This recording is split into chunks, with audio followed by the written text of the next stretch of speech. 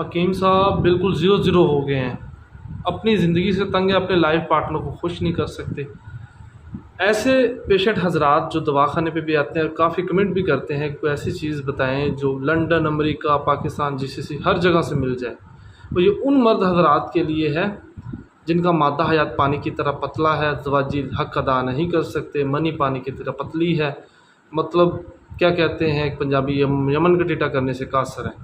ऊपर लिखा हुआ है कुत्ते बाग को बढ़ाता है, मादा तलीद की पैदाइश में इजाफा करता है, गुर्दा मसाना को तकवीत देता है, मेदे जिगर मसाने की गर्मी को खारिज करता है। ठीक है, और इसका बेहतरीन रिज़ल्ट है सुबह शाम एक एक चने के बराबर लेनी होती है, हमरा नीम गर्म दूध खाने के 1 घंटे के बाद, और रिज़ल्ट अच्छा है।